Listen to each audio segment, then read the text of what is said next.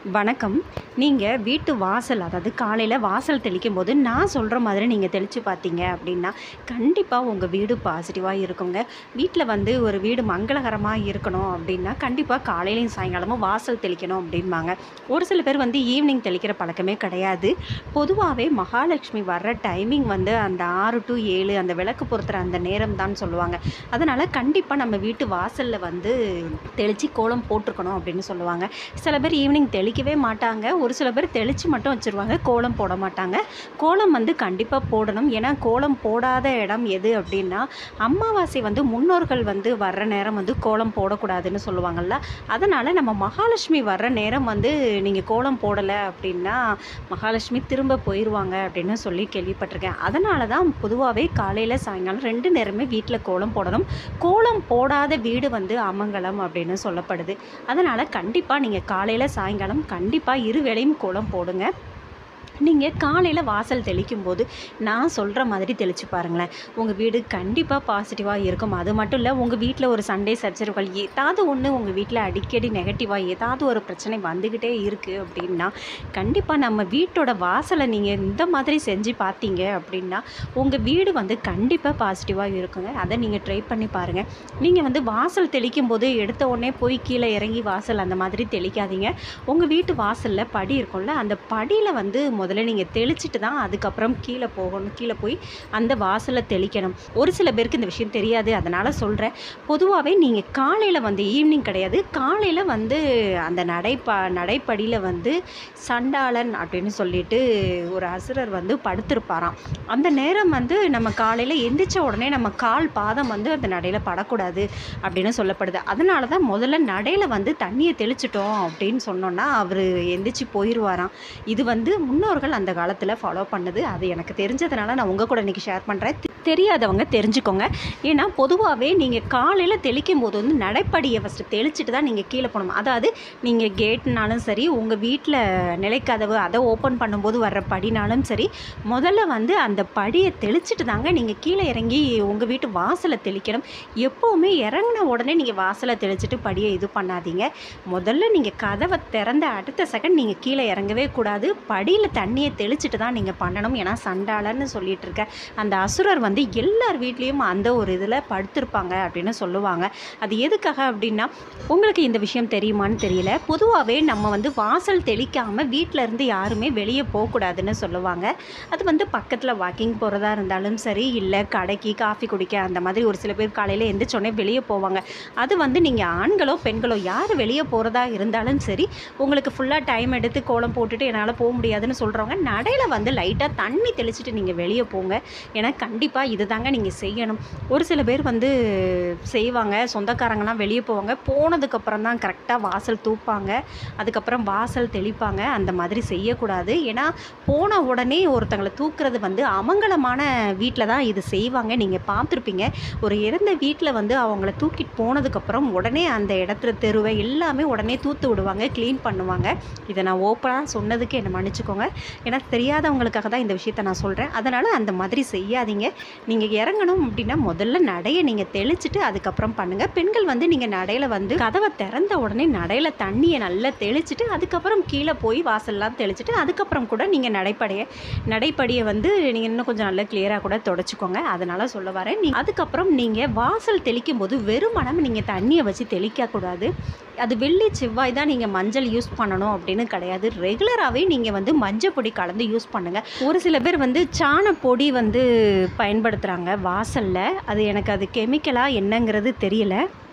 உங்களுக்கு விருப்பம் இருந்தது, அதாவது சாணம் தெளிக்கணும், எங்கள் வீடு மங்களகரமாக இருக்கணும்னு ஆசைப்படுறவங்க வெள்ளிக்கிழமை மட்டும் அந்த மாதிரி செய்யுங்க.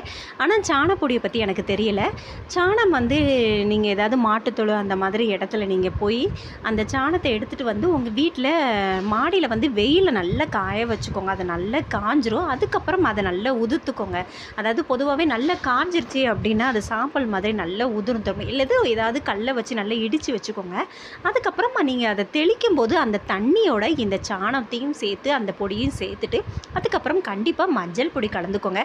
இதை நீங்கள் தெளிக்கும் போது உங்கள் வீடு கண்டிப்பாக சொல்கிறேன் அஷ்ட ஐஸ்வர்யங்களும் அந்த வீட்டில் வந்து குடிக்கொள்ளுங்க. ஏன்னா சாணம் வந்து தெளிக்கிறது கிருமி நாசினி மட்டும் இல்லை, அந்த வீட்டில் மகாலட்சுமி இருக்காங்க அப்படிங்கிறது ஒரு ஐதீகம்ங்க. அதனால தான் இந்த மாதிரி சாணம் தெளிக்கிறது. அதுலேயுமே நீங்கள் வந்து மங்களகரமாக மஞ்சள் பொடி கலந்து வாசல் தெளிக்கும் போது கண்டிப்பாக அந்த வீட்டில் எந்த கெட்ட சக்தியும் உள்ளே வர வாய்ப்பே கிடையாது. அது மட்டும் இல்லை, எந்த கண்டிஸ்டியும் வராது. அந்த வீட்டில் செல்வ நிலைக்கு எந்த பஞ்சமும் இருக்காது. இந்த மாதிரி நீங்கள் வாசல் தெளித்து பாருங்கள். டெய்லி முடியாட்டாலும் சரி, கண்டிப்பாக வெள்ளிக்கிழமையாவது இந்த மாதிரி செஞ்சு பாருங்கள். அப்பார்ட்மெண்ட் அப்படிங்கிறவங்க சின்ன டைல்ஸ்கல் மாதிரி நடுவில் வச்சுட்டு அதில் கூட நீங்கள் இந்த மாதிரி கோலம் போடுங்க. ரொம்ப நல்லதுங்க. உங்கள் வீட்டுக்கு எந்த பிரச்சனையும் வராது. இந்த முறைப்படி நீங்கள் வாசல் தெளித்து பாருங்கள். ஒரு சில பேர் வந்து பச்சரிசி கோலம் மாவு அதை தான் பயன்படுத்துவாங்க, அதனால் கோலம் போடுவாங்க. ஒரு சில பேர் முடியாதனால கோலப்பொடி அதை வச்சு பயன்படுத்துவாங்க. நீங்கள் வந்து மிக்ஸ் பண்ணி போடுறது வந்து வேஸ்ட்டு, அதில் எந்த புண்ணியமும் சேராது அப்படின்னு சொல்லப்படுது. அதனால் நீங்கள் வந்து கோலம் போடுறீங்க அப்படின்னா நம்ம வந்து கோலம் போட்டதுக்கப்புறம் அது துணை கம்பி அப்படின்னு சொல்லிட்டு கோலத்தோட 2 சைடும் 2 இதுலேயும் 2 கம்பி கோலம் போடுவாங்க. அந்த மாதிரி போடுற பழக்கம் இருந்ததுன்னா அதை வந்து நீங்கள் பச்சரிசி மாவால் கோலப்பொடியால் நீங்கள் போட்டுக்கோங்க. ரொம்ப நல்லதுங்க.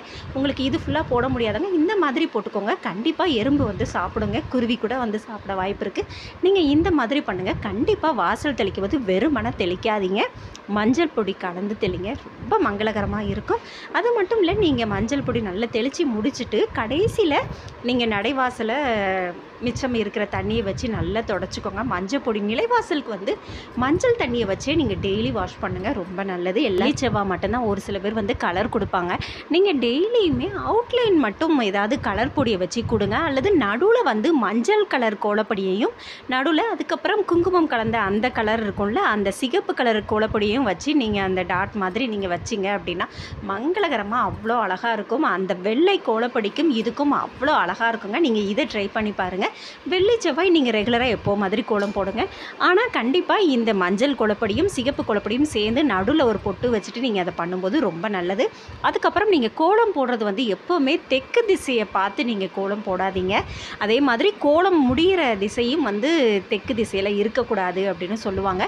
ஒருவேளை நீங்கள் போடுற அந்த வளைவு வந்து கரெக்டாக தெற்க பார்த்து இருந்துச்சு அப்படின்னா நீங்கள் திரும்ப அதே வளைவை கொண்டுட்டு வந்து கிழக்கு மேற்கு வடக்கு அந்த பகுதியில் இருக்கிற அந்த கம்பி அப்படி இழுத்து விட்டுருங்க. அதுதான் அந்த மாதிரி செய்யுங்க. அதுக்கப்புறம் கோலம் போடும்போது கீழிருந்து மேலே அந்த மாதிரி தான் நீங்கள் போடணும் அப்படின்னு சொல்லுவாங்க. இதையும் நீங்கள் ஃபாலோ பண்ணிக்கோங்க. ஒரு சில பேர் வந்து அந்த காம்பவுண்டு சேர்ந்த வீட்டில் இருப்பாங்க, அந்த முறைவாசல் செய்யணும் அப்படின்னு சொல்லுவாங்க. அதாவது ஒரு 5 பேர் அந்த காம்பவுண்டில் இருக்காங்க அப்படின்னா அந்த வாசல் தெளிக்கிற அந்த அதாவது மெயின் கேட்டில் தெளிக்கிறதுக்கு வந்து 1 மாதம் இவங்க 1 மாதம் அவங்க அப்படின்னு சொல்லுவாங்க. சப்போஸ் ஒருத்தங்க தெளிக்கிற முறையில் அந்த இடத்துல அவங்க இல்லை அப்படின்னா நீங்கள் வாரண்டியாக போய் நீங்கள் செய்யுங்க. ரொம்ப நல்லதுங்க. ஏன்னா முறைவாசல் வந்து பூமாதேவிக்கு நீங்கள் அர்ப்பணிக்கிற அந்த தண்ணி வந்து உங்களை எப்படியும் கண்டிப்பாக ஆபத்து காலத்தில் உங்களுக்கு அந்த பூமாதேவி கண்டிப்பாக தாங்குவா. அது மட்டும் இல்லை, உங்கள் வீட்டில் உள்ள எல்லா பிரச்சனையும் சரியாகும். அதனால் நீங்கள் எப்போவுமே வாசல் தெளிக்கிறதுக்கு யோசிக்கவே செய்யாதீங்க. உங்களுக்கு பக்கத்து வீட்டில் ஒருத்தங்க இருக்காங்க அப்படிங்கிறதுக்காக அவங்க வீட்டில் இது வரைக்கும் தான் தெளிக்கணும், அதுக்கப்புறம் அவங்க தெளிக்கட்டும் அப்படின்னு ஒரு ரூல்ஸ் மட்டும் நீங்கள் போட்டு வாசல் தெளிக்காதீங்க. ஏன்னா நீங்கள் தெளிக்கிறது வந்து உங்களுக்கோ யாருக்கோ கிடையாது, பூமாதேவிக்கு தெளிக்கிறீங்க. பூமாதேவி நமக்கு கண்டிப்பாக நல்லது பண்ணுவா. அதனால் நீங்கள் வந்து இந்த மாதிரி தெளித்து பாருங்கள். யார் கூடயும் போட்டி போடாமல் அந்த தண்ணியை வந்து நீங்கள் பூமாதேவிக்கு சமர்ப்பணம் பண்ணுங்கள். ரொம்ப நல்லது. ஒரு சில பேரை நான் இன்னும் பார்த்துட்டு தான் இருக்கேன். வாசல் தெளிக்கும் போது வந்து வாரியில் வச்சுட்டு ஃபஸ்ட்டு தூத்துட்டு அதுக்கப்புறம் தெளிக்கிறாங்க. அது ஈவினிங் செய்யலாம். ஆனால் காலையில் வந்து பூமாதேவியை வந்து குளிர வச்சுட்டு அதுக்கப்புறம் தான் வாரியில் பயன்படுத்தணுங்க. அதனால் வந்து காலையில் வந்து எக்காரணத்தை கொண்டு நீங்கள் வாசலை தூத்துட்டு குப்பையாக இருந்தாலும் சரி, தயவு செய்து நீங்கள் வாசல் தண்ணியை தெளிச்சுட்டு அதுக்கப்புறம் தாங்க நீங்கள் வாரியல் வைக்கணும்.